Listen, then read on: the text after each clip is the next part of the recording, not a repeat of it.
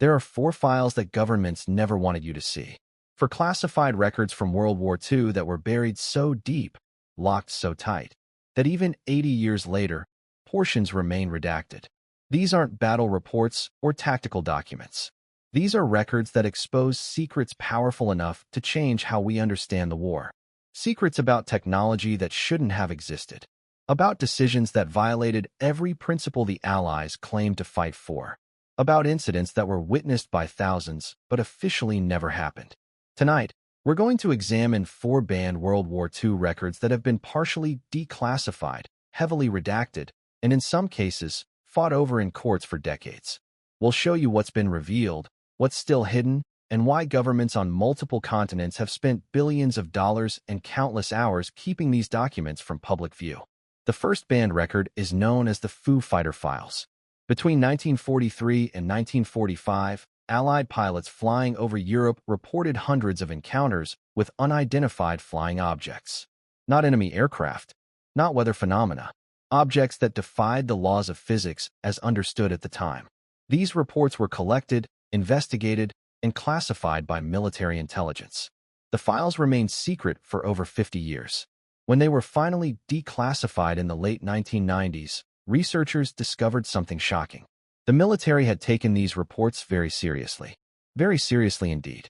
The Foo Fighter files contained detailed pilot testimonies, radar data, gun camera footage references, and most disturbing of all, intelligence assessments that concluded these objects were real, physical, and not from any known nation. The term Foo Fighter came from a Smokey Stover comic strip. Allied pilots used it to describe the glowing orbs and disc-shaped objects that would appear alongside their bombers and fighters. The first documented case was November 19, 1944. Lieutenant Edward Schluter of the 415th Night Fighter Squadron was flying a mission over Germany. His radar operator, Lieutenant Donald J. Myers, detected unusual returns. Then they saw them. 8 to 10 bright orange lights in formation, flying alongside their aircraft. The objects paced them for several minutes, matching their speed and maneuvers perfectly. When Schluter tried evasive action, the objects followed.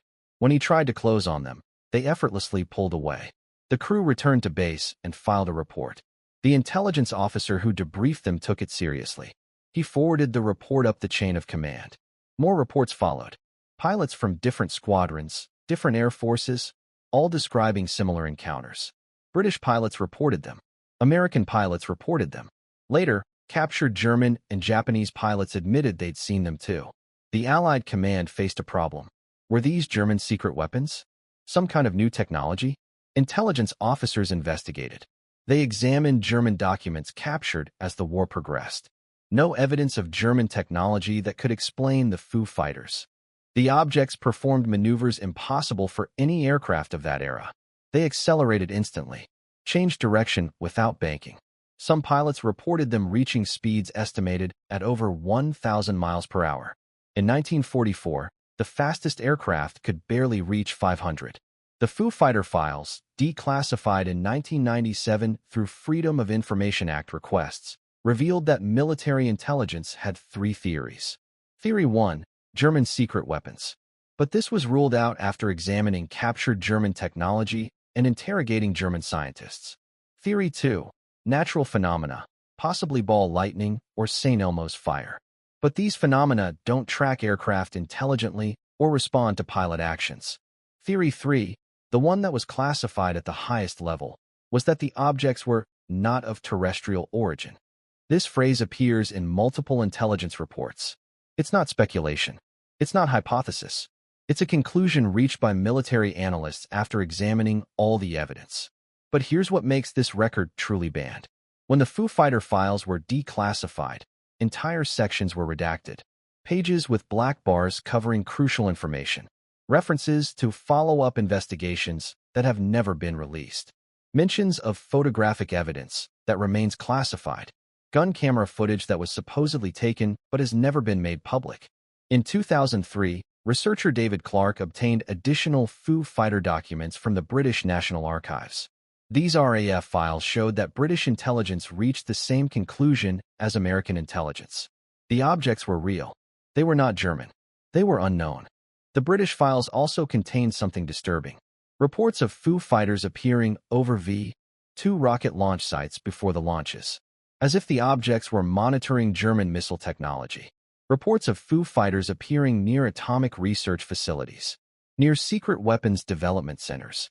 The pattern suggested surveillance. Intelligence gathering. By whom? That question remains unanswered in the declassified portions.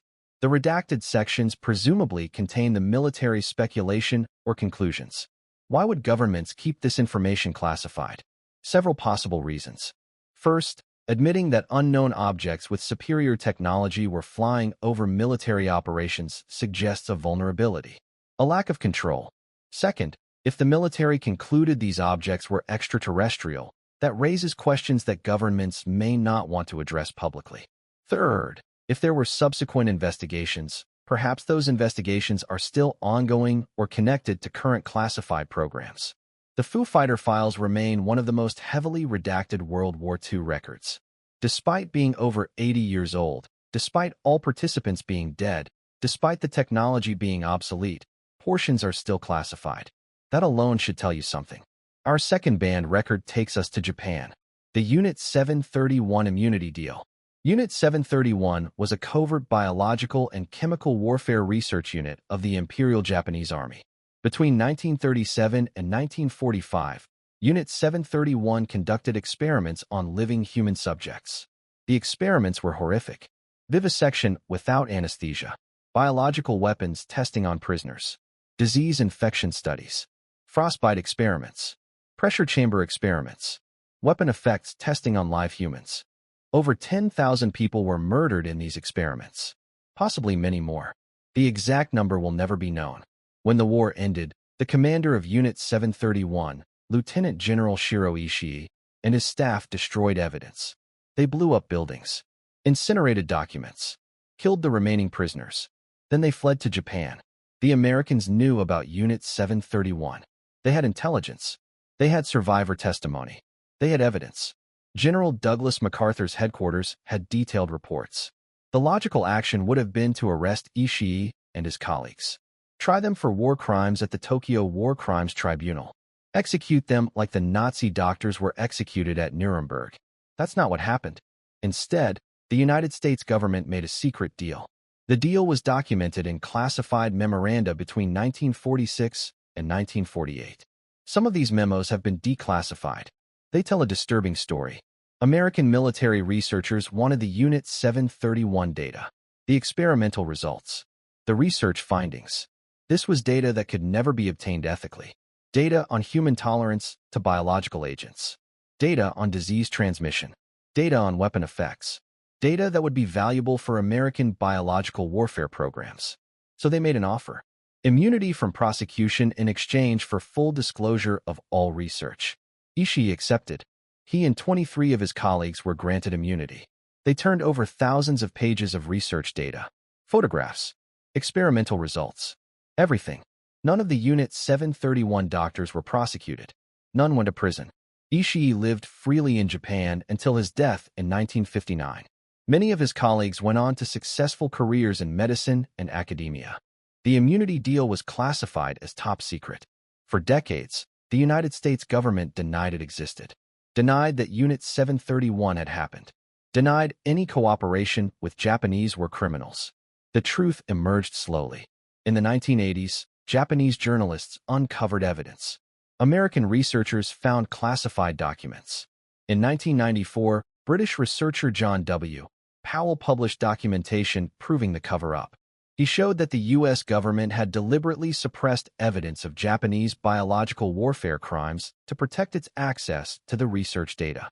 The classified documents he found were explosive. Memos from U.S. Army researchers stating that the Unit 731 data was invaluable and could not be obtained in any other way. Memos discussing how to prevent the Soviets from learning about the deal. Memos planning how to use the data in American research programs. In 1999, the U.S. government declassified some Unit 731 documents, but huge portions remain redacted. Entire pages blacked out.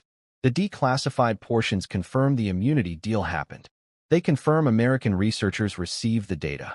What they don't reveal is exactly how that data was used. What American programs benefited? What experiments were influenced?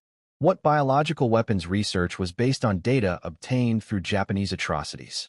Those answers remain classified. The National Archives holds thousands of additional pages related to Unit 731. Most are still classified. Requests for declassification are denied on national security grounds. What national security issue exists in documents from the 1940s?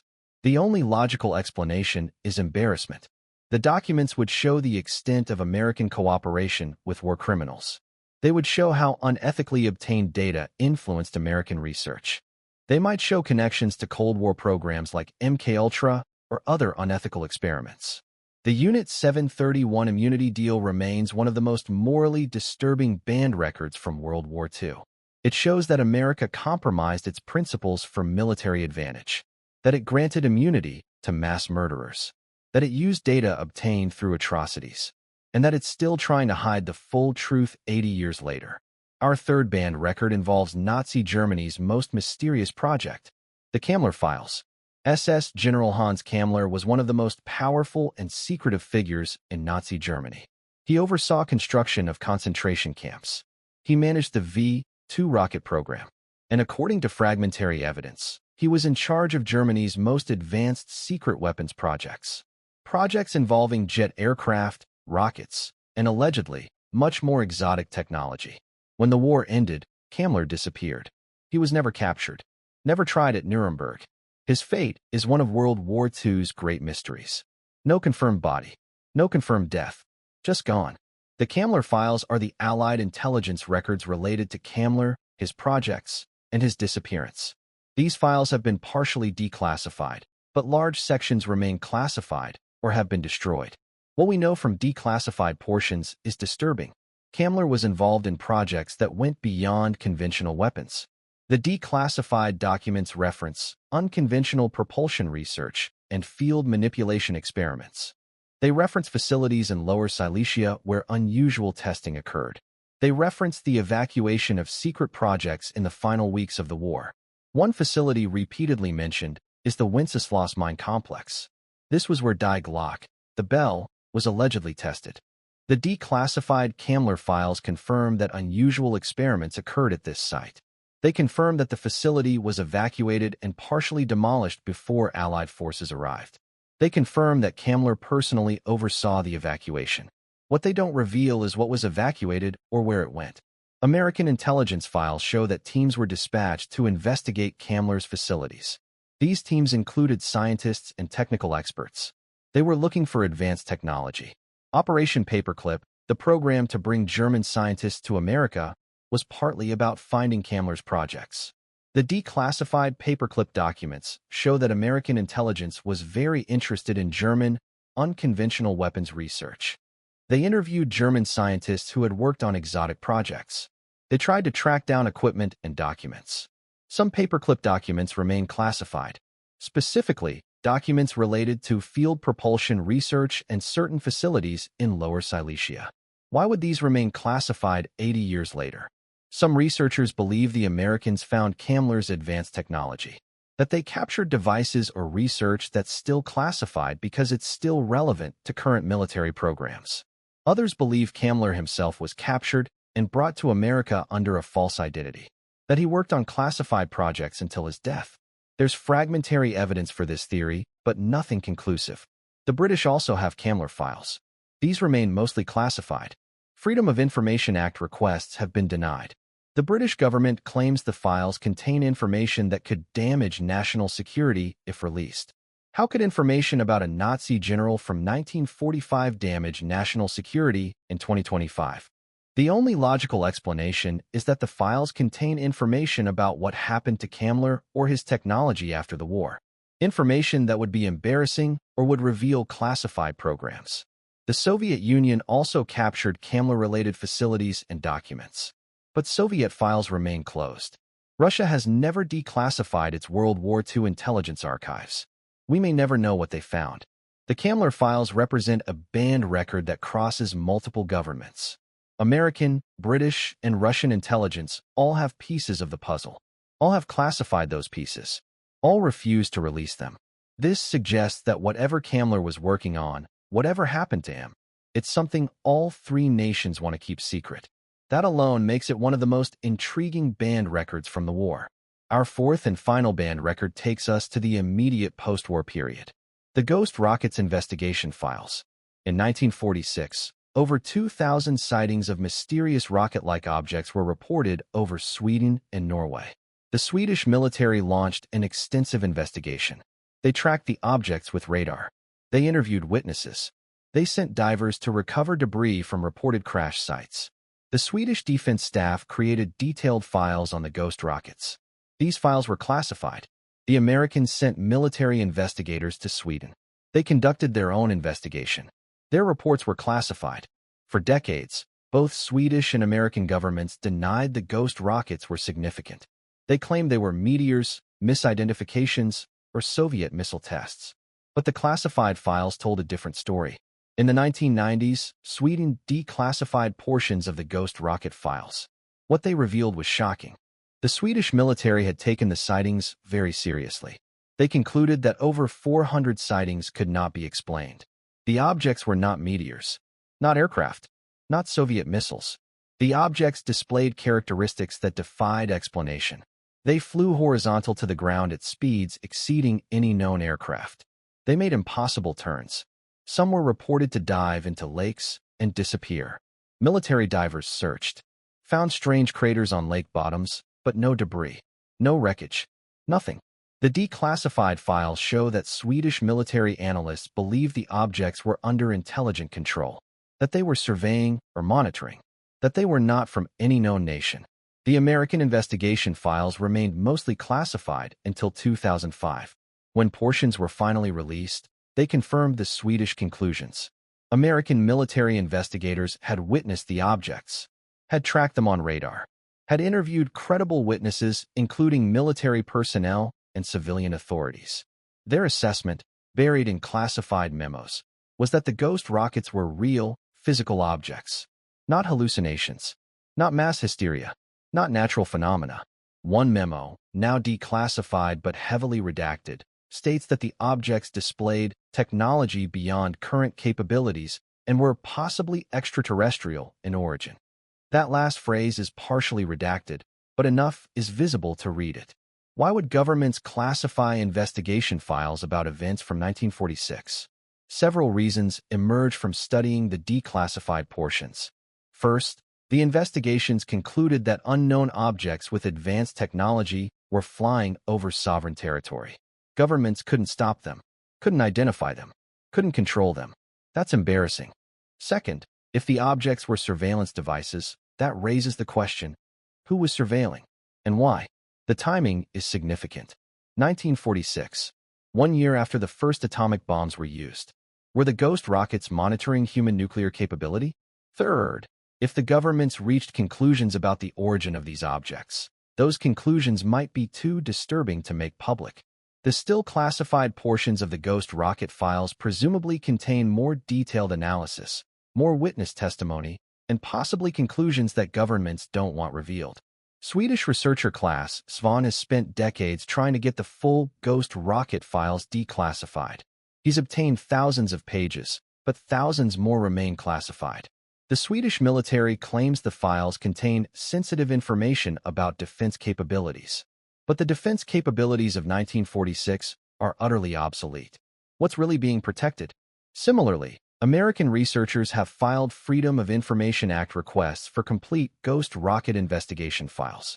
They receive heavily redacted documents with entire pages blacked out. When they appeal, they're told the information is still classified for national security reasons. The ghost rockets investigation files represent a banned record that spans multiple nations. Sweden, Norway, the United States, and likely others all investigated these events. All classified their findings.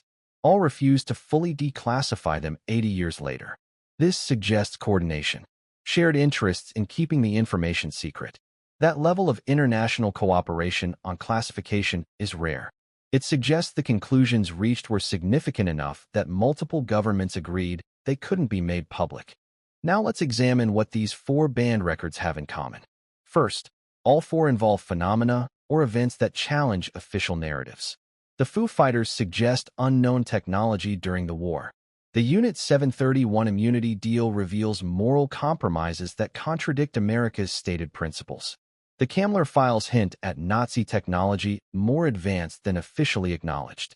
The ghost rockets suggest unknown aerial phenomena being investigated seriously by military intelligence. Second, all four remain partially classified despite being decades old. There's no legitimate current national security reason. The technology is obsolete. The people are dead. The alliances have changed. Yet portions remain redacted or withheld.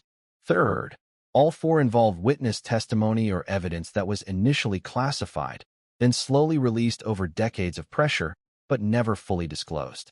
Fourth, all four suggest that what governments tell the public about history is incomplete, that there are events, technologies, and decisions that don't fit the sanitized version taught in schools. Let's look deeper at what's been revealed versus what's still hidden in each record. For the Foo Fighter files, we now know that military intelligence took the reports seriously. We know pilots from multiple nations reported similar phenomena. We know the military investigated thoroughly. What we don't know is the complete conclusions of those investigations. References to follow-up studies remain classified. Mentions of recovered materials have never been explained. Entire intelligence assessments remain redacted. For the Unit 731 immunity deal, we now know the deal happened. We know the Americans received research data. We know the Japanese war criminals were protected. What we don't know is exactly how much data was received, what American programs specifically used it, whether the data influenced other unethical experiments, how long the cooperation lasted, which American institutions benefited. Those details remain classified. For the Kammler files, we know Kammler oversaw advanced weapons programs. We know he disappeared without a trace. We know Allied intelligence actively searched for his projects. What we don't know is what they found, whether Kammler was captured or escaped, what happened to the technology, whether recovered devices or research influenced post-war programs, whether the technology was as advanced as fragmentary evidence suggests. For the Ghost Rockets investigation files, we know over 2,000 sightings occurred. We know the Swedish and American militaries investigated. We know they couldn't explain hundreds of cases. What we don't know is the complete analysis. What conclusions were reached about the object's origin? Whether any physical evidence was recovered? What theories intelligence analysts had? Whether the surveillance, if that's what it was, continued? The pattern is clear. Governments release enough to acknowledge the events happened, but they withhold enough to prevent us from understanding what they truly represent. This isn't about protecting sources and methods. Those are obsolete. This isn't about protecting living people. They're all dead. This is about controlling narrative, about maintaining the official version of history, about preventing questions that might challenge public trust in institutions. The classification of these records reveals something profound about how governments operate. They will sit on information for decades. They will fight FOIA requests. They will redact documents into uselessness. They will claim national security when the real motivation is avoiding embarrassment or awkward questions. In the case of the Foo Fighter files and Ghost Rockets, the motivation might be even more significant. If the governments concluded these phenomena were extraterrestrial, that's not just embarrassing. That's paradigm shifting. That raises questions about humanity's place in the universe, about whether we're being monitored, about who has technological superiority. Those are questions governments might reasonably believe the public isn't ready for. Whether that belief is justified is debatable, but it would explain the persistent classification. In the case of Unit 731, the motivation is clearer. Admitting the full extent of cooperation with war criminals, admitting American research benefited from Japanese atrocities, admitting possible connections to later unethical programs. These would damage the reputation of military medical research institutions. They would raise questions about other programs. They would invite lawsuits and demands for accountability. Better, from the government's perspective, to keep it classified. In the case of the Kammler files, the motivation might be that recovered technology remains relevant.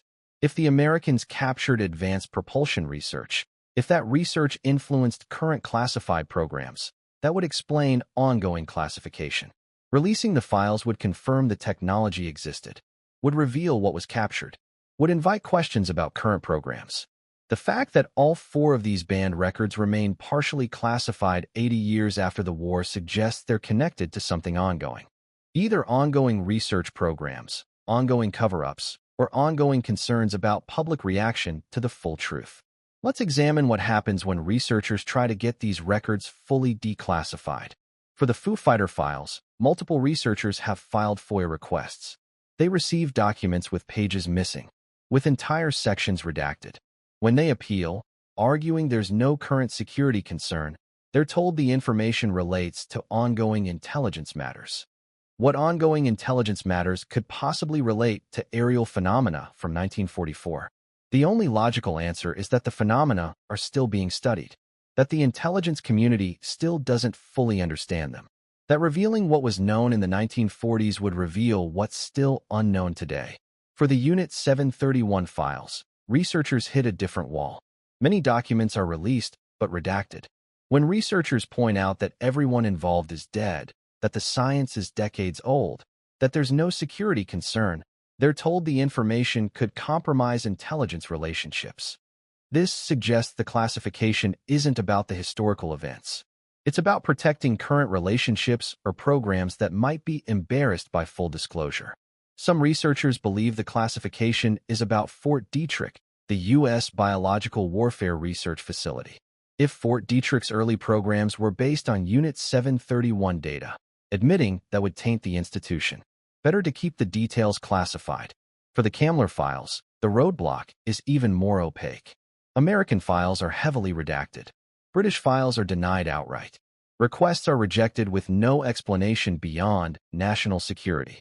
This level of stonewalling suggests the files contain information governments really don't want revealed, either about what happened to Kammler, or about what technology was found, or about post-war programs that used that technology.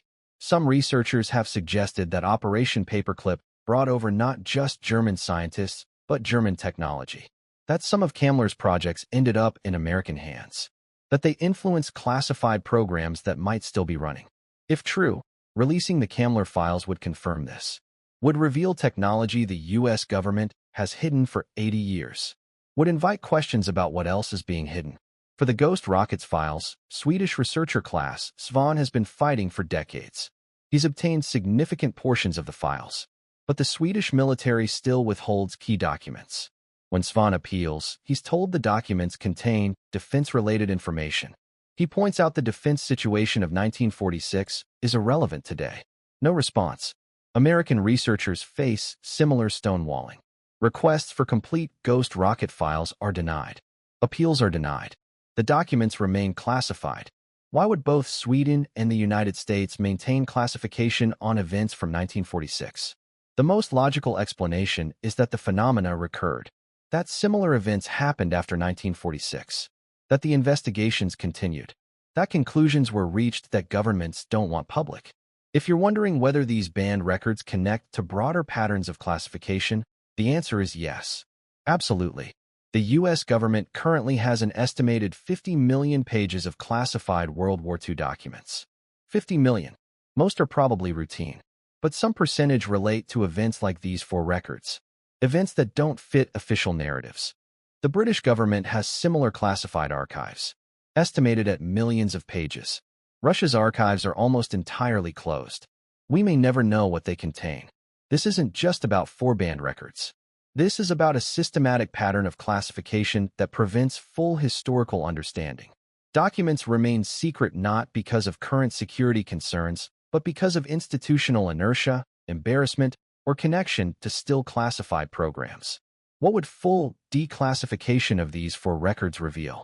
For the Foo Fighter files, it would reveal the complete conclusions of military intelligence. Whether they truly believed the objects were extraterrestrial or had some other explanation. Whether any physical evidence was recovered. Whether the phenomena continued after the war. Whether current UFO/UAP investigations are connected. For the Unit 731 immunity deal, it would reveal exactly what data was obtained, which American researchers accessed it, which programs were influenced, whether the data contributed to later unethical experiments, whether any current research traces back to that unethically obtained data. For the Kammler files, it would reveal what happened to Nazi advanced weapons programs.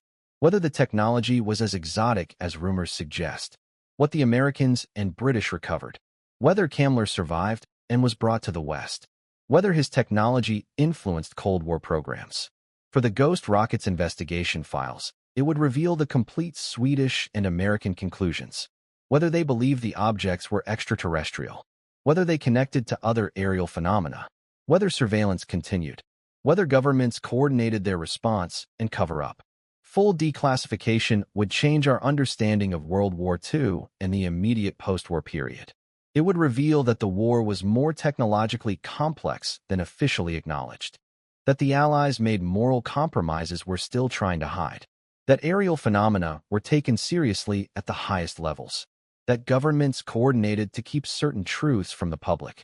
But full declassification will probably never happen. Too many institutions have too much invested in the current narrative. Too many programs would be embarrassed by full disclosure.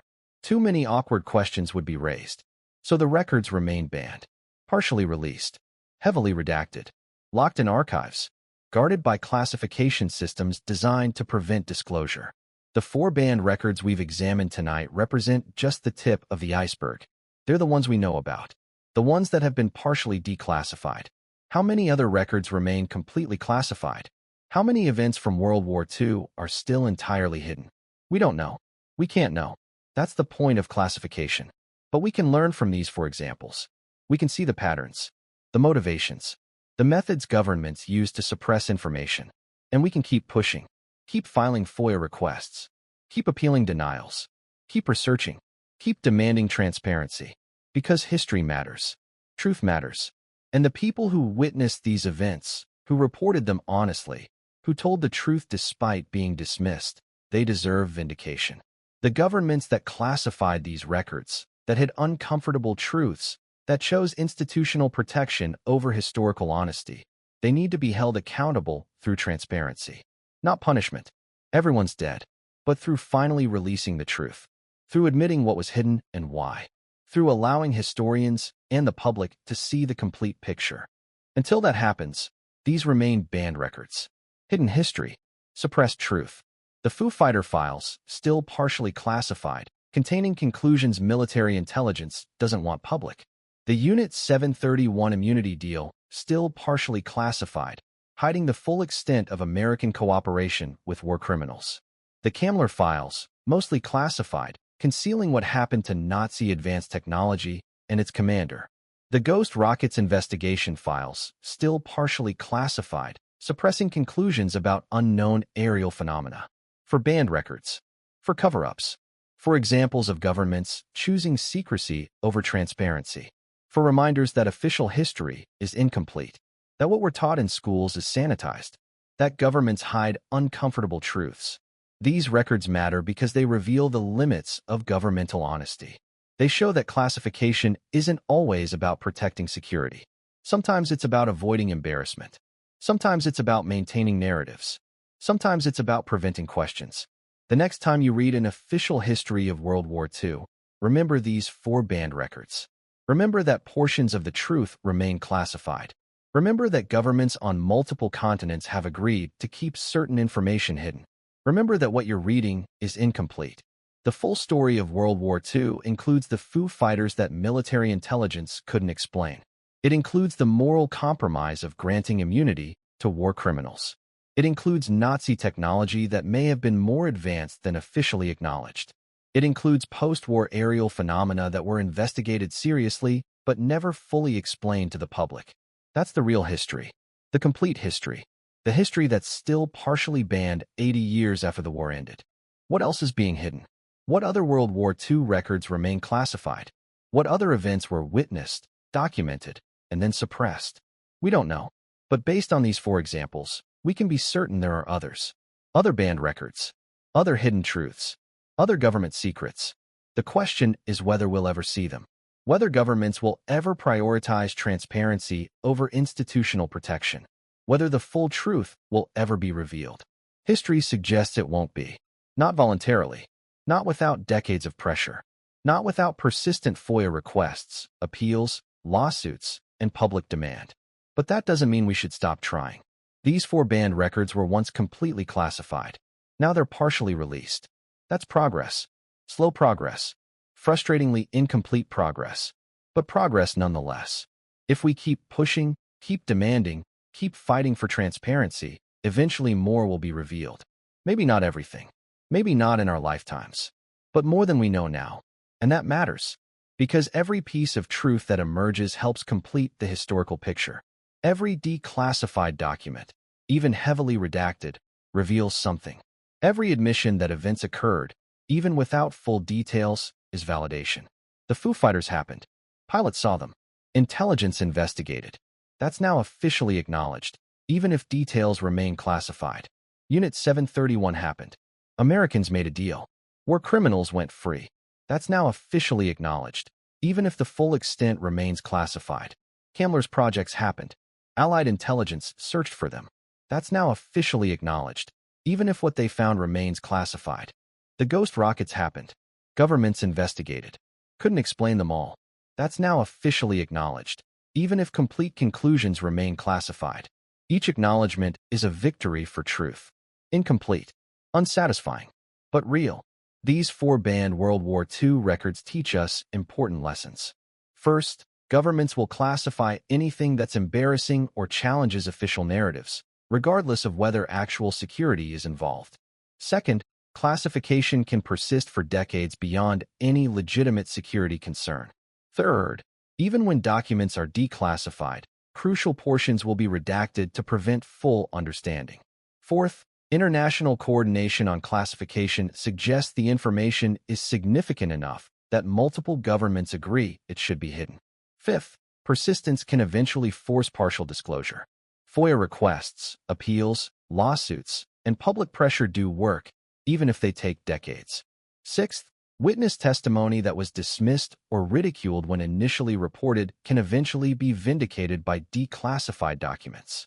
Seventh, official histories are necessarily incomplete because they're based on available information, not hidden records.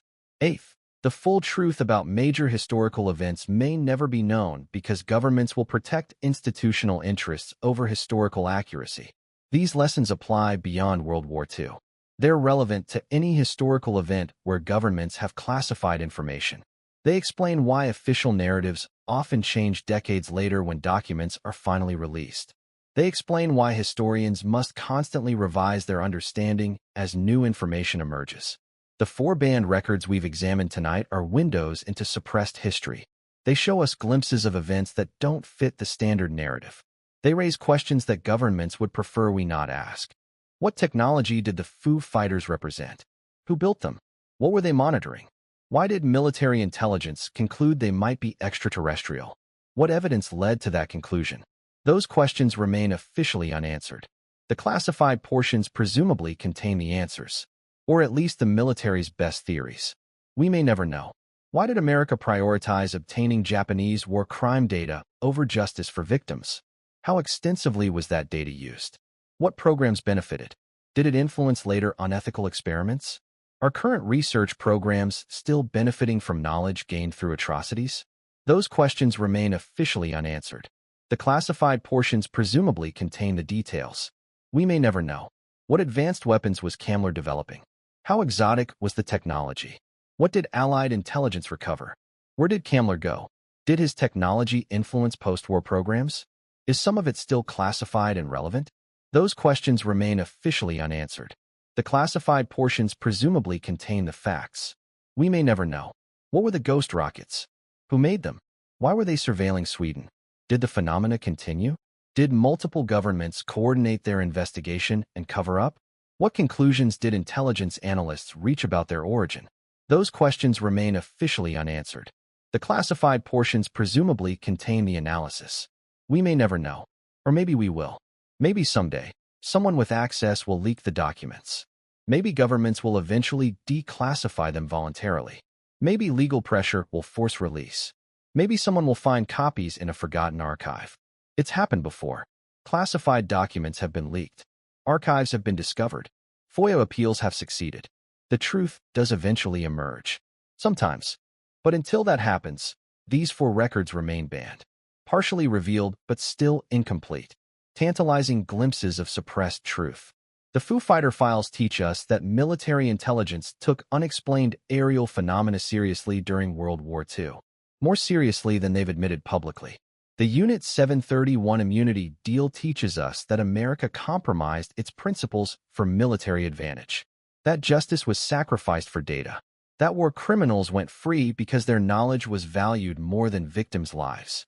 The Kammler files teach us that Nazi advanced weapons programs were more extensive than the public knows, that Allied intelligence actively sought this technology, that what they found remains classified. The Ghost Rockets investigation files teach us that aerial phenomena continued after the war, that multiple governments investigated, that they reached conclusions they've never fully shared. These lessons matter. They inform how we understand history, how we evaluate government claims, how we approach classified information. They remind us to question official narratives, to recognize that classification often protects embarrassment rather than security, to push for transparency even when governments resist. The four-band World War II records we've examined tonight prove that history is incomplete, that important events remain hidden, that governments suppress uncomfortable truths. They prove that what we're taught in schools is sanitized, that declassified documents often raise more questions than they answer, that the full truth is still being withheld. But they also prove that truth eventually emerges, that persistence pays off, that declassification, even partial declassification, is possible, that we're learning more now than previous generations knew. 80 years after World War II ended, we're still discovering new information, still revising our understanding, still learning about events that were hidden for decades. These four-band records are part of that ongoing discovery, part of the slow, frustrating process of uncovering suppressed history. They're reminders that history isn't fixed. It's constantly being rewritten as new information emerges. They're proof that governments do eventually release information, even information they prefer to keep hidden forever. They're validation that the witnesses who reported these events weren't crazy, weren't mistaken, were telling the truth. The Foo Fighter pilots who reported glowing objects weren't suffering mass hallucinations. The declassified files prove their reports were real and were taken seriously. The survivors who testified about Unit 731 weren't exaggerating. The declassified files prove the atrocities happened and America protected the perpetrators. The intelligence officers who searched for Kammler's technology weren't chasing myths. The declassified files prove they found something significant enough to remain classified. The Swedish military personnel who reported ghost rockets weren't seeing things. The declassified files prove the objects were real and couldn't be explained. These witnesses have been vindicated by declassified documents. Even though full details remain hidden, the basic facts have been confirmed. That matters. It means their testimony was credible.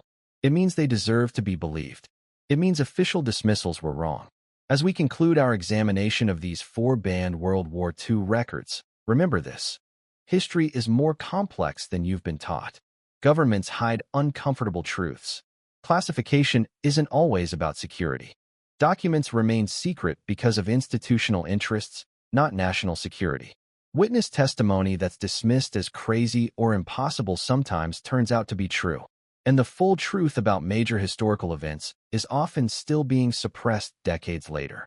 The Foo Fighter files, the Unit 731 immunity deal, the Kammler files, the Ghost Rockets investigation files, for banned records, for suppressed truths, for examples of governments choosing secrecy over transparency, for reminders that official history is incomplete.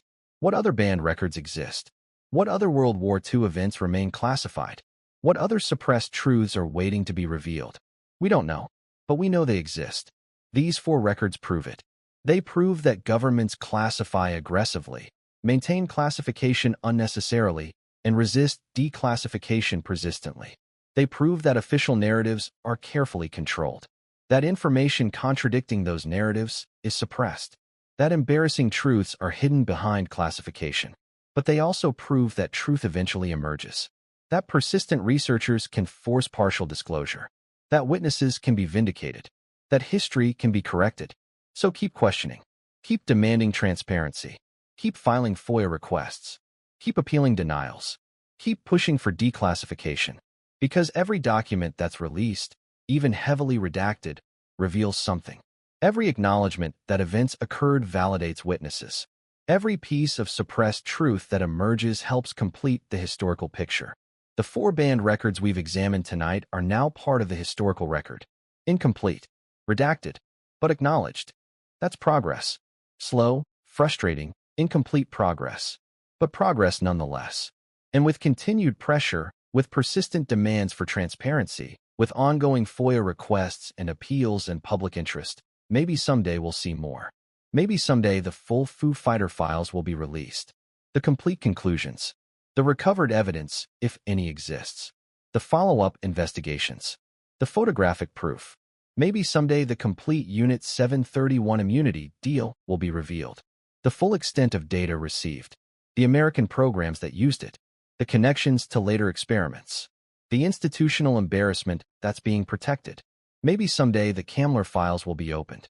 The truth about what happened to Nazi advanced technology. What Allied forces recovered. Where Kammler went. What programs still trace back to his work. Maybe someday the Ghost Rockets investigation will be completely declassified. The full conclusions. The theories about origin. The continued surveillance if it occurred. The coordinated government response. Maybe. But until then, these remain banned records. Hidden history. Suppressed truth. Government secrets that challenge official narratives.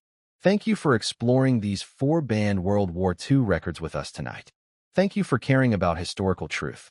Thank you for questioning official narratives. Remember, history is incomplete. Governments hide uncomfortable truths. Classification protects embarrassment, not always security. And the full story of World War II, like many historical events, is still partially classified 80 years later. Keep questioning. Keep demanding transparency. Keep seeking truth. Because banned records are only banned until someone forces them to be revealed. And every revelation brings us closer to complete historical understanding.